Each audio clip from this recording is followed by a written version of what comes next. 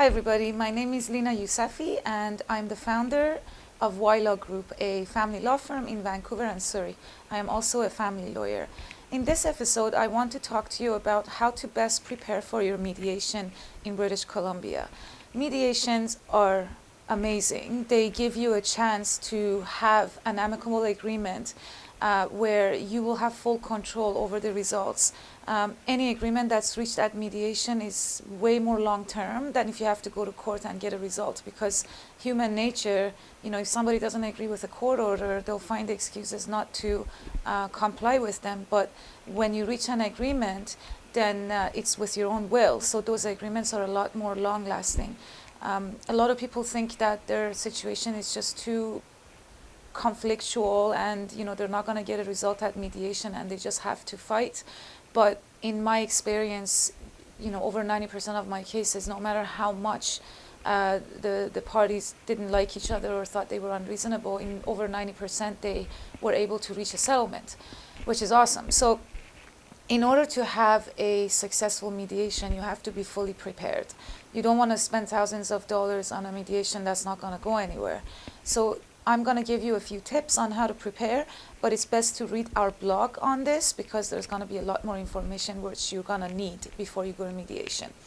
Tip number 1, prepare your mediator for your case. Don't just prepare yourself.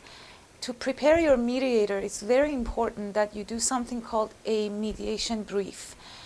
A mediation brief is where you write a summary of your case and your goals and what you want, what outcome you want for your case. This brief goes in front of the mediator before you even meet with her or him. Mediation briefs are usually written by lawyers, aka your lawyers, but if you don't have a lawyer, it's best that you write it yourself. It doesn't have to be long. It can be 4 or 5 pages, and you can just say that these are the things I want. It's best not to talk about the other person's personality or what they did to you in your relationship. That's not what the mediator is really concerned about. They just want to know, okay, where do we go from here? A lot of family law cases are just money and parenting time. So try to focus on those things instead of what the other person has done to you. It's very natural that you'd want to talk about how hurt you are, but it's just not going to really work in a mediation. Really, we've heard so many of those stories, it almost doesn't matter, unfortunately. So the mediation brief goes to the mediator. She or he will read it. So what do you do next? Then for yourself, you get a good night's sleep and try not to keep on anticipating an outcome. In the morning, you usually walk into the mediation room. You're not going to be sat next to your ex. The mediator usually meets with you and your ex individually at the beginning and just asks you some questions to make sure that you're ready to go and you're feeling safe.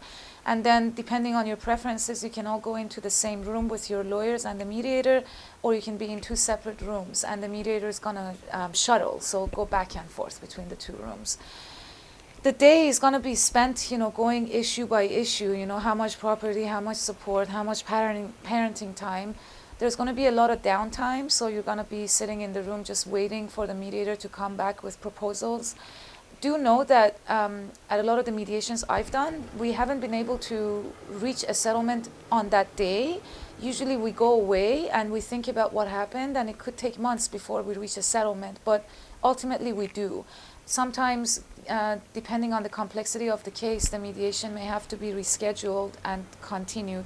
The life of mediations are usually from 1 day to a few days, depending on the complexity.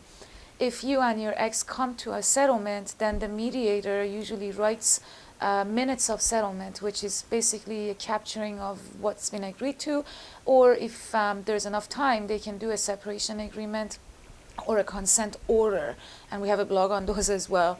And you read it, and if you're okay with it, you sign it. A lot of times I tell my client, you don't have to sign this on the spot. You can go away and think about it. Unfortunately, a lot of clients can come back after signing the agreement saying, well, I gave up too much and I didn't want to sign this. So I try to give enough time for somebody to understand what they're getting into. But perhaps the most important thing that you need to have as a goal when you go to mediation, it's not how much I'm going to gain, it's how much I'm going to lose. That's the attitude. What are you willing to let go of in order to gain a result, an amicable settlement, something that you don't have to fight over with, the legal fees that you're not going to have to spend on your lawyer, and a child or children who are not going to be suffering as a result of this horrible feeling or stress that you have going through a family law matter. So family law is not really about maximizing what you can have. It's about compromising to come to a settlement. When it comes to money or parenting time, it's always better to compromise than to maximize when it comes to family law. And a good family lawyer will tell you that you need to compromise instead of maximize, because as much as we want to protect your rights, and we will, the attitude of maximizing just means more legal fees, because it means more fighting, because it means you're not going to take a compromise. So shift your attitude prior to the mediation. Have that attitude at the mediation, and take your time when you're thinking about proposals. These are very big decisions that you're going to have to live with for the rest of your life. So ask your questions from your lawyer and make sure you understand everything before you sign anything.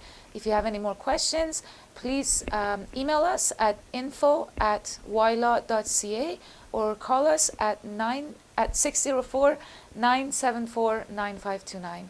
604-974-9529. Thank you. Bye.